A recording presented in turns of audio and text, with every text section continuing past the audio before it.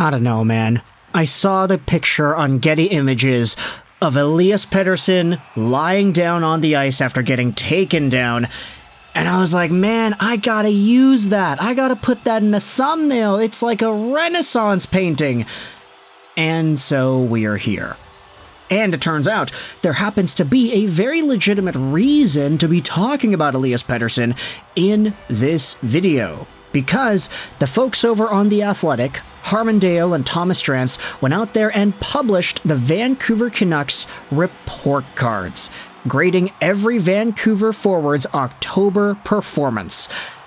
And, yeah, you can kind of infer where everything is going to go here, because this is a pretty big deal. Even the beginning of the article talks about how crazy and wild and weird it is that the Vancouver Canucks had the October that they did. I'm going to leave a link in the description if you want to go ahead and read the article yourself.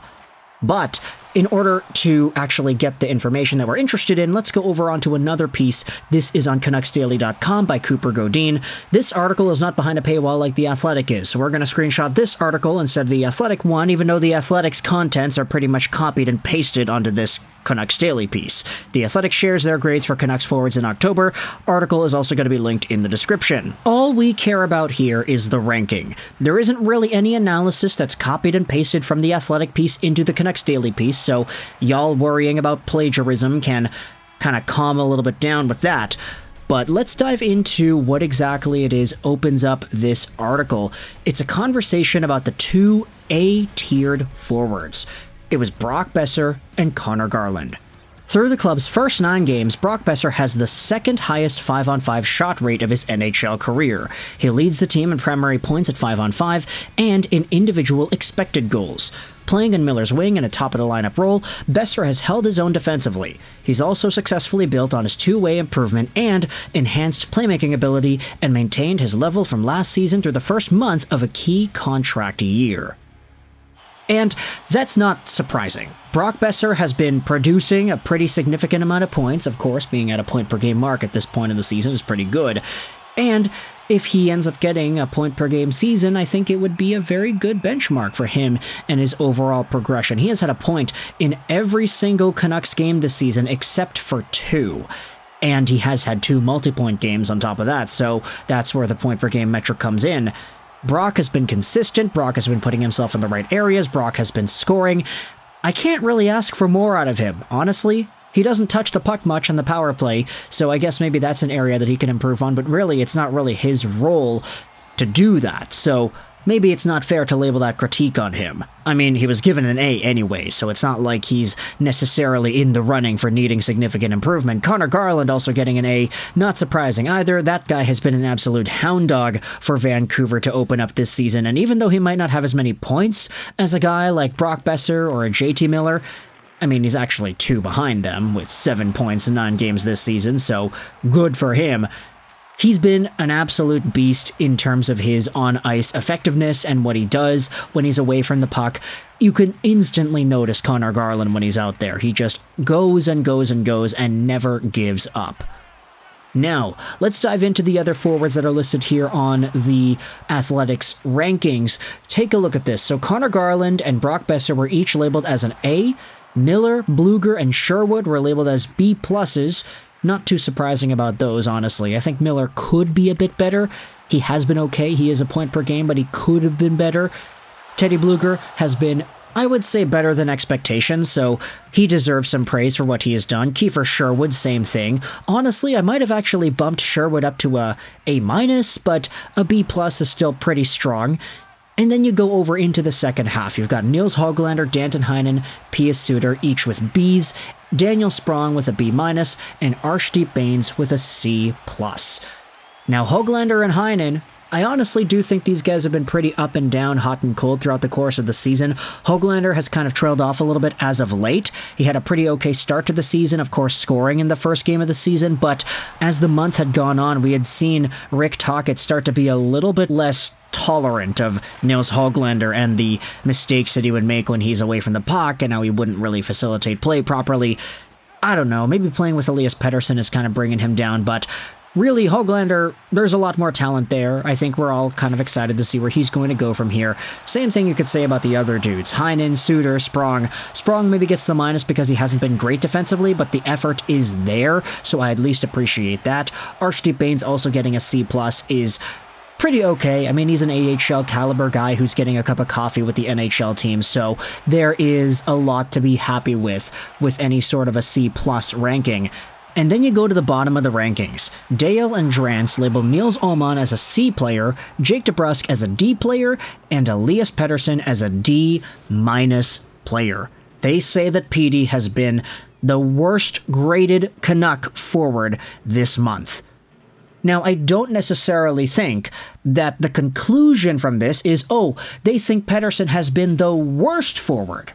Not necessarily worse. This is a grade. They're grading what these players are based off of the expectations and based off of the reality. Sure, Elias Pettersson is probably a better hockey player than Pius Suter.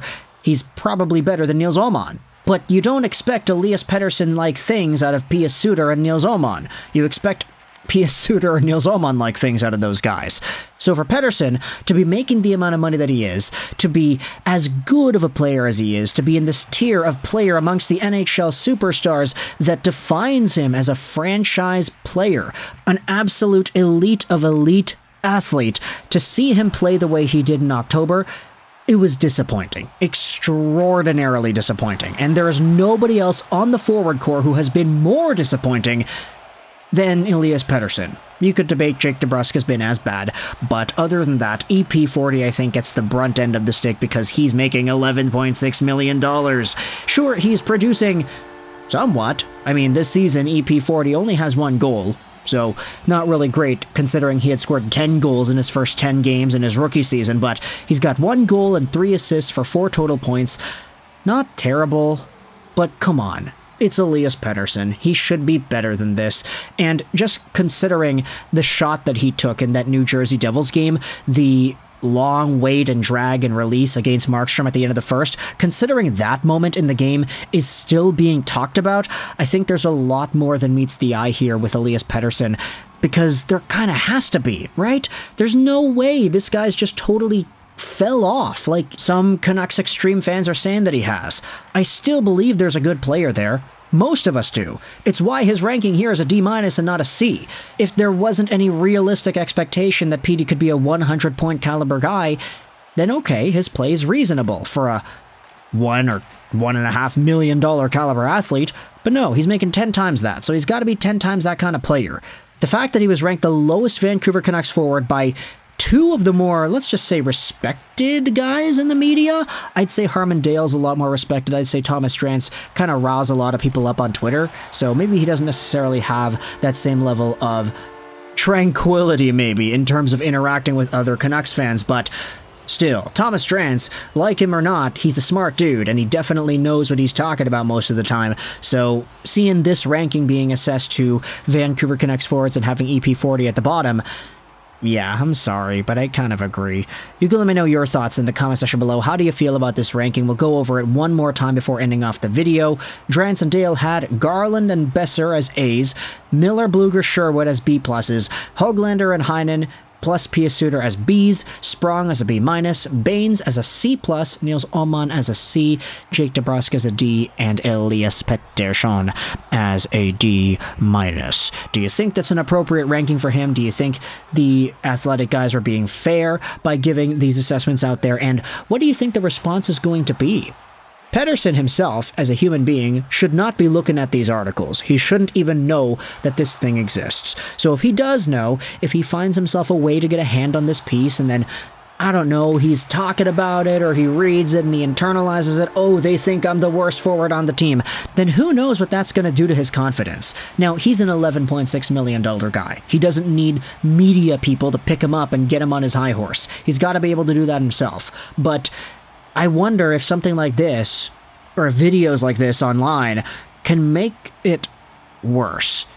It's not our responsibility to baby the players, but at the same time, it can't really help but think about it. So you can let me know your thoughts in the comment section below. What are your thoughts about the Canucks and their forward rankings? I hope you enjoyed this video. And bye.